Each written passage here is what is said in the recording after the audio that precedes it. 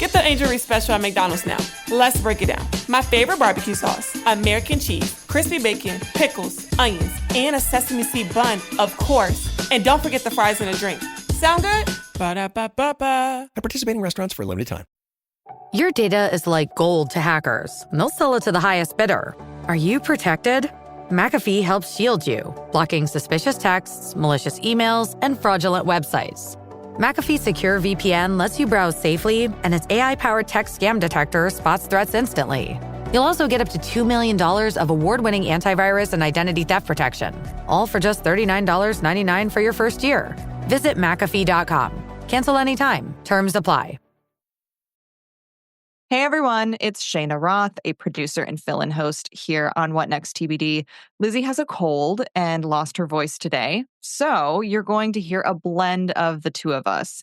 Lizzie doing an interview and me explaining parts of the story. Okay, here's the show. On January 20th, the day of President Trump's inauguration, a post spread across Facebook. It read, "Breaking. ICE is allegedly offering $750 per illegal immigrant that you turn in through their tip form. Cash in, folks." This post was one of many that I saw across Facebook and across Instagram where people were saying that, ICE was now offering a cash bounty if you turned in undocumented people. That's reporter Craig Silverman. He covers technology for ProPublica. And the most important thing to know about this is that it's not true. So ICE does have a tip line, does encourage people to send reports in, but they did actually post themselves on Instagram and told several fact checkers that we do not offer cash bonuses. But that still, was a claim that spread fairly widely across some of these social networks. Who was posting that stuff? So in some cases, it's just, average users on Facebook, regular people. I saw it in some cases from pages. One of the pages that I saw it from came from a page called No Filter Seeking Truth, which often had a lot of stuff I saw on it that was, fairly extreme, fairly partisan, and in many cases, not true. The thing is, it could get worse. This spring, Meta is ending its work with fact-checking organizations. And at the same time, it's expanding its content monetization program, which pays creators for high-traffic posts. So the more viral and popular content is, the more money you can potentially make from your posts on Facebook and Instagram. And you can just sort of imagine how these two things might combine to create perhaps some problematic incentives. Today on the show, how Meta could end up paying people to spread misinformation. I'm Shayna Roth, in for Lizzie O'Leary. You're listening to What Next TBD, a show about technology, power, and how the future will be determined. Stick around.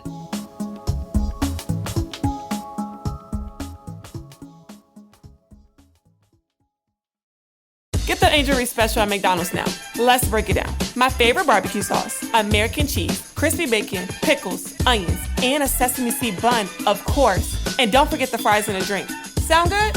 Ba-da-ba-ba-ba. At participating restaurants for a limited time. When you check out at the pharmacy, you see the journey from idea to medicine, thanks to our intellectual property system, or IP for short. IP safeguards inventions, like a new way to prevent seizures or lower cholesterol. And IP supports competition from other brands, then lower cost generics, which are 90% of prescriptions filled in the US. Innovation, competition, lower costs, thanks to IP. Learn more at phrma.org/IP works wonders. If you think back 10 years ago, before social media companies got serious about content moderation, Facebook was kind of a mess. I spent a lot of 2014 actually doing a research project looking at viral hoaxes, viral fakes, viral rumors, how they were spreading across social media, how they sometimes ended up in, online news articles, but also the dynamics of what was happening on Meta. Craig was one of the first people to write about online content farms, which just made stuff up. There were people, some in the US, some based overseas, who were making really good money just writing completely fabricated, totally made up articles, things that at that time I described as fake news articles.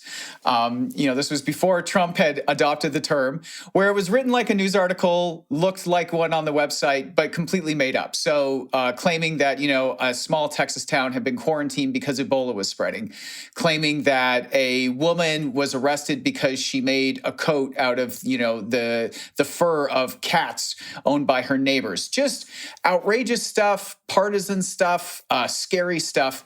And it was going gangbusters. It would get hundreds of thousands of shares and likes and comments on Facebook. And that would cause people to visit the website where the link had come from, earning potentially, 5 figures a month for the people running these. Yeah, it was a really good business. So the platform's approach was that it just didn't deal with that stuff. That all changed after the 2016 election. And, there's some real concerns about how Meta's system was rewarding false stuff, and accurate information about the election was not performing as well. And Meta decided that they wanted to take steps to provide a framework to at very least kind of flag for people like, hey, this post that you just made or that you're encountering now on Facebook, it turns out that some people actually, some fact checkers have found this to be false. And so Meta wasn't really removing false content, but it was labeling it. It was adding context to it. They were very careful about this. They said, we're not the arbiter of truth. It's a very famous line. It's a core line, along with Mark Zuckerberg saying that it was crazy that people would think, fake news had an effect on the election, which, in retrospect, wasn't a totally crazy thing for him to say. I mean, I don't think Trump won because there were a bunch of false headlines on Facebook going viral, but there was a real deterioration of the quality of information that people could get.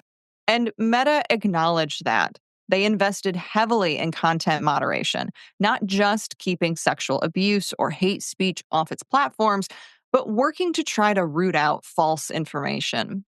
And so we've had almost a decade of them investing in partnerships with fact checkers, not just in the US, but around the world, them labeling content, them downranking, meaning stopping the spread or slowing the spread of content that had been fact checked so fewer people would see it, them building automated systems to detect, copies of previously checked things, and just kind of growing this huge infrastructure. But then, after this most recent election, it really seems like they're sort of rolling back the clock. And which is why, for me, it was so much nostalgia. I'm like, oh, they're basically going to take us back to 2015 or, early 2016 when the viral hoax was a great and rewarding thing on Facebook. Which brings us to January. Hey, everyone. I want to talk about something important today, because it's time to get back to our roots around free expression on Facebook and Instagram. CEO Mark Zuckerberg said Meta would be getting out of the fact-checking business, replacing fact checkers with community notes. After Trump first got elected in 2016, the legacy media wrote nonstop about how misinformation was a threat to democracy. We tried in good faith to address those concerns without becoming the arbiters of truth. But the fact checkers have just been too politically biased and have destroyed more trust than they've created, especially in the US. And, fact checkers are really upset about that. I've spoken to a bunch. And one of the things that they're really upset about is that they say, as fact checkers would, it's a claim without evidence, meaning that, Mark Zuckerberg didn't cite any studies or any hard data to show that they are politically biased in what they are checking in the United States. And in fact, if you think about who is perfectly positioned to actually do a study to prove that, it would be Meta, because they have almost 10 years of data of fact checks that they could have taken some of their very talented engineers and data scientists and said, hey, let's see if there is political bias. But as far as we know, Meta has never done that. And so, he came out and really, to some people, they have said it just sounded like a real MAGA coming out for Zuckerberg of saying we are about free expression. And Meta denies that it's about catering to Trump. They say this is about getting back to our roots. How big of a universe of fact checkers are we talking about? So there are a few hundred fact-checking organizations around the world. And the interesting thing is the Duke Reporters Lab has been tracking the number of fact-checkers for a very long time. And what you do see is post-2016, a massive expansion in the number of fact-checking organizations around the world. And one of, not the only, but one of the drivers for that is that Meta started paying fact-checkers. It's never been a super lucrative thing. And even as Meta was partnering and paying, it wasn't super lucrative, but all of a sudden, you could partner with one of the biggest and most valuable companies in the world, and you could have steady revenue. And so Meta actually kind of created a scenario for the growth of fact-checking around the world. And it is, as of now, still working with fact-checkers outside of the U.S. The plan to sunset in the U.S. is the only one it's announced, but I think a lot of fact-checkers see the writing on the wall and believe that they've really benefited from the Meta revenue, and now they are about to see that go away. Let's talk about the Facebook content monetization program, because that's the other change here. How will it work? So this program, in some ways, is already in place. Meta has had programs in place where if you're posting reels, like short-form video on its platforms, you can earn some money, for example, from the ads that were placed in that. And then Meta rolled out a program back in 2021, basically called like a performance bonus program. It doesn't matter what ads are running in your content or what have you, you are going to get paid based on an undisclosed formula that combines views with engagement. So pretty much, hey, if your content does well, we're going to pay you money. And this was a program that people had to sort of apply to or be selected to be included in. And so it has been paying people out since 2021. And what happened last year is Facebook basically said, all of our monetization programs for creators, we're combining them into the content monetization program. It's going to be the performance bonus. It's going to be any ads things. And not only are we combining them, but our plan in 2025 this year is to expand this program beyond invite only. So there's apparently going to be a lot more pages and accounts that are going to be able to earn money by figuring out what gets people to click, to share, to view. Meta has rules for this program. No violent graphic content, nothing sexually explicit. But at the same time, if they are getting rid of the fact checkers, how can you ensure that those rules are being followed? This is the interesting needle that they are trying to thread right now. And what's interesting is that, the fact-checking rollback obviously relates very much to false or misleading content. But that was combined with Zuckerberg saying, we're sort of turning down or getting rid of some of our automated systems that were meant to detect and either like slow down the spread of, or in some cases, flag and send off to human moderators, stuff that might be not just sort of false, but anything that might be sort of a controversial health claim. Also things that might be sexually suggestive, right, or, starting to border into maybe being a little excessively violent. And so they have publicly said that they are turning down these systems. And so, if you're a content creator trying to figure out what might earn you the most money, knowing that the fact checkers are going away and knowing that these systems have already been turned down or turned off, you're absolutely going to try and push the envelope and figure out what you can get away with. And in fact, there was recently an issue where extremely violent content was being shown on Reels, to the extent where, Meta actually had to sort of, publicly sort of apologize for this. They blamed it on an error, but people were seeing extremely violent content suddenly showing up in their streams. Deaths. Yeah. And so it just sort of reminds you, like, this stuff is on the platform. People are posting this stuff, and it has been these systems that have been keeping it out of your feed. So what is it going to look like in the coming months?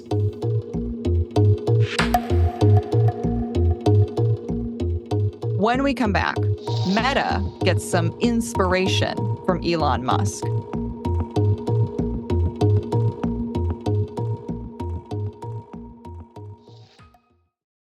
This episode is brought to you by Discover. It's smart to always have a few financial goals, and here's a really smart one you can set: earning cash back on what you buy every day. With Discover, you can. Get this, Discover automatically matches all the cash back you've earned at the end of your first year. Seriously, all of it. Discover trusts you to make smart decisions. After all, you listen to this show. See terms at discover.com/creditcard. At Sierra, discover top workout gear at incredible prices, which might lead to another discovery. Your headphones haven't been connected this whole time. Awkward. Discover top brands at unexpectedly low prices. Sierra, let's get moving. I can say to my new Samsung Galaxy S25 Ultra, hey, find a keto-friendly restaurant nearby and text it to Beth and Steve. And it does, without me lifting a finger. So I can get in more squats anywhere I can. 1, 2, 3. Will that be cash or credit? Credit. 4. Galaxy S25 Ultra, the AI companion that does the heavy lifting so you can do you. Get yours at Samsung.com. Compatible with select apps. Requires Google Gemini account. Results may vary based on input. Check responses for accuracy. This all sounds not particularly dissimilar to the changes that Elon Musk instituted when he took over Twitter and rebranded it to X. Is that what Facebook and Instagram are going to look like?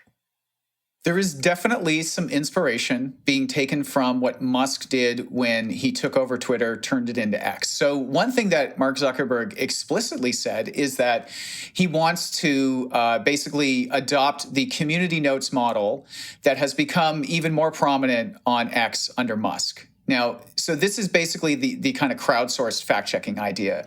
People who are on X can sign up to be part of the Community Notes program. And if they see a tweet that they think has, false information or is lacking context, they can sort of flag that in this system.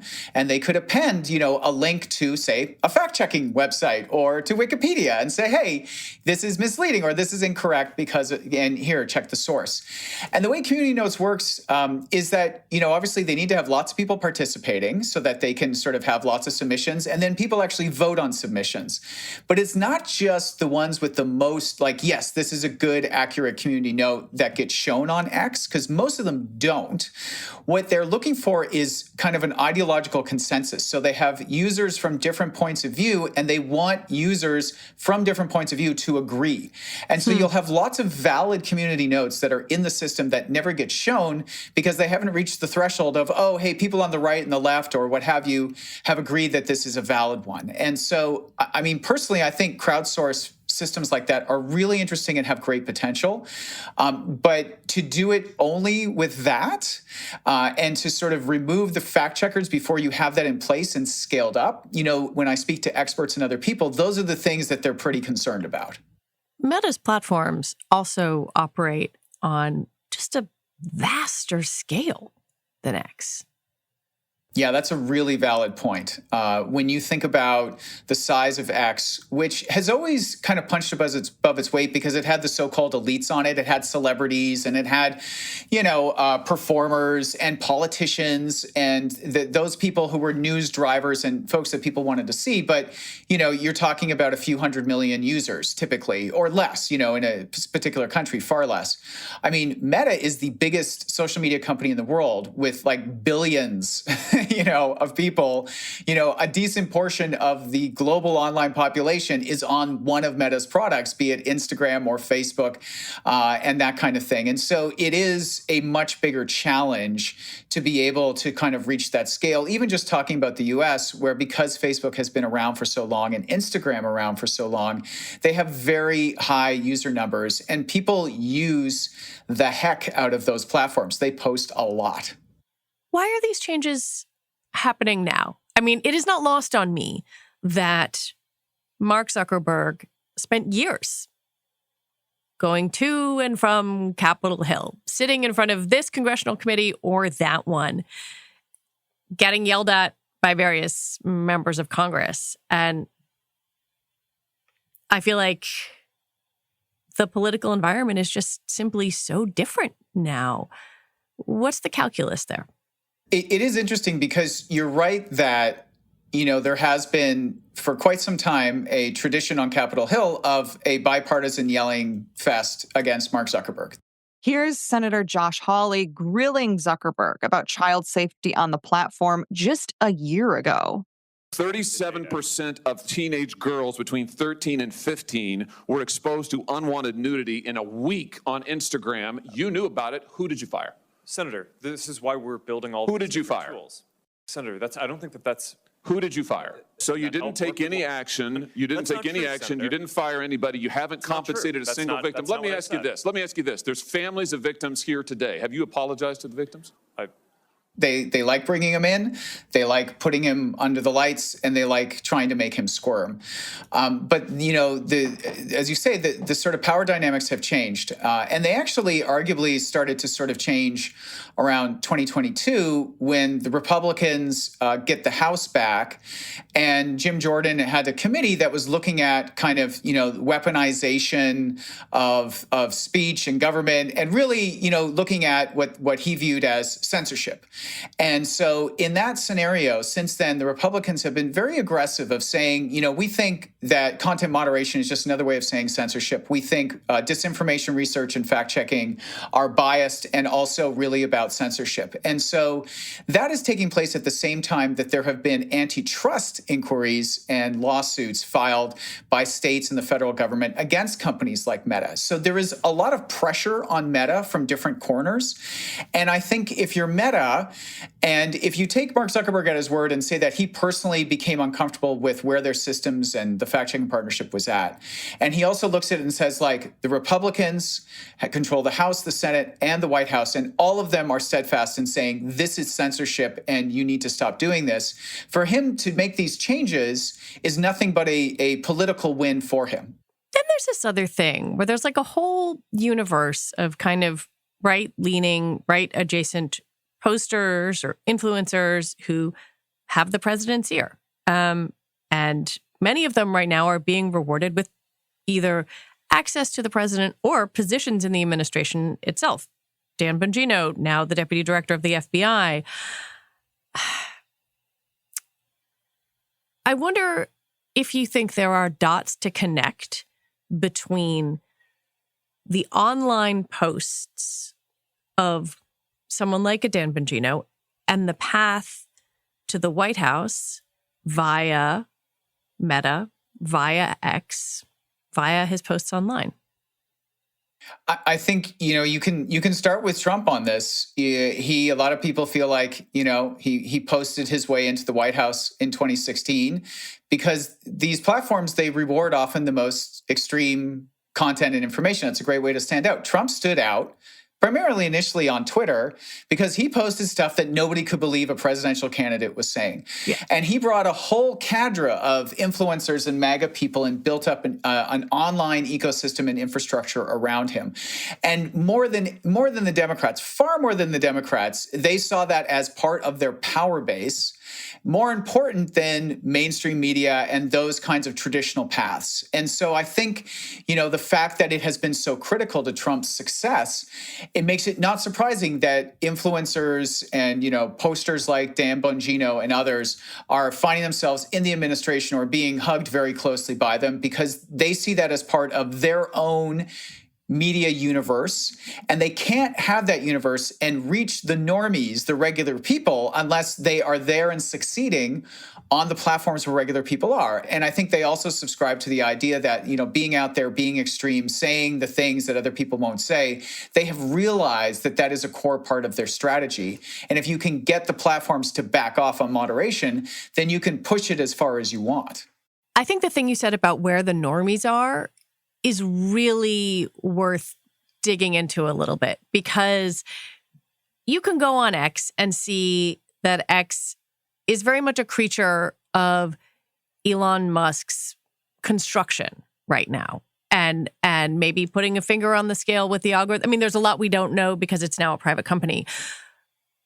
But if you think about the scale of Facebook and the scale of Instagram and the number of people who are on there and the regular people who are on there, what do these changes potentially augur for the ability for either those same right-leaning influencers to reach normies or new ones to grow up in that ecosystem if content is going to be, monetized that is more and more outrageous?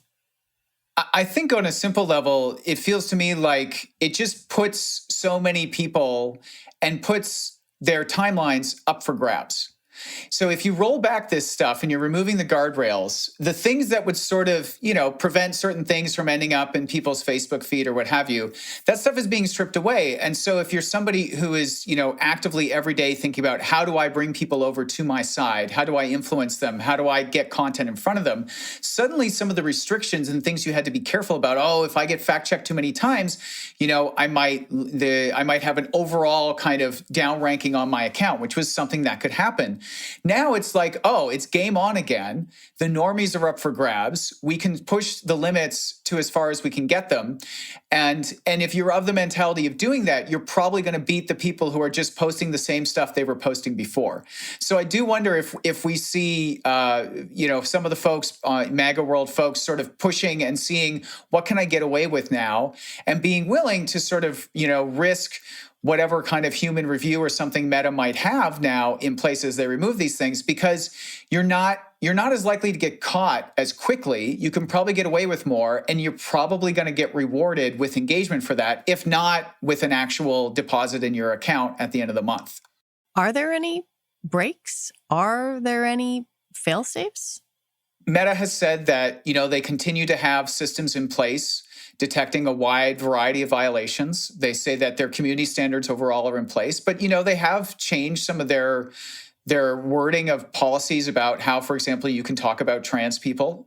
They've really opened that up much more to dehumanizing language and other things like that. And so, there absolutely are still rules in place, but the systems are set in a different way. The dials are set in a different way. And there are some things you can say now that you couldn't say before. So the game has changed. And I do think it means, there are tens of millions potentially of normies kind of up for grabs on Meta of what is going to end up in their news feed. And it's for people trying to persuade others, it's always about the unpersuaded and the potentially to be persuaded. You can certainly play to your own audience and your own tribe. But if you feel like you can actually solidify your base and grow your influence even more in a moment like this, you're going to really try and do that in a very strategic way. And I'm interested to see who really tries to jump into this breach and take advantage of it. Reading your work and talking to you have made me think about a journalism professor I once had who described the idea of getting to the best available version of the truth. Talking to this person and that person and this account and that account, and trying to arrive through really process of information gathering and elimination on something that resembled a shared reality. And I keep wondering if there will be a shared reality on social media in a year or 2 years or 5. Well, I think you may find that there is, but it may be a shared reality that is perhaps not as rooted in facts than one might want it to be. I think in general, it is hard to sort of pin down a platform as big as Facebook, even in one country, and say, here's what's there and here's what it is about now.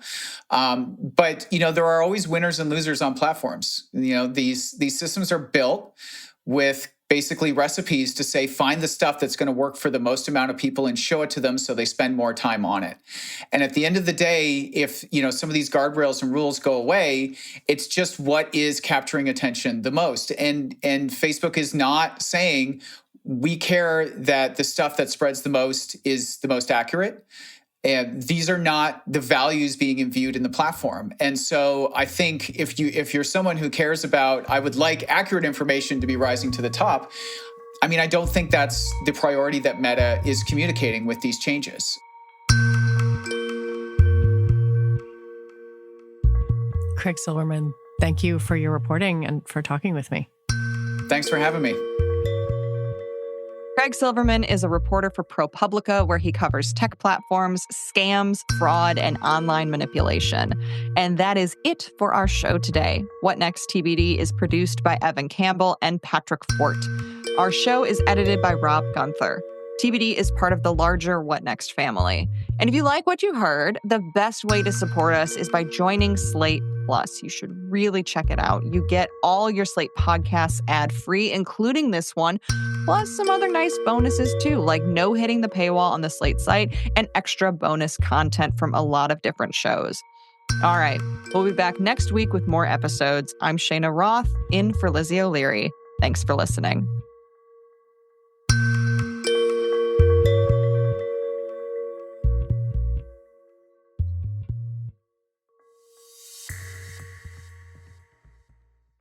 Get the Angel Reese special at McDonald's now.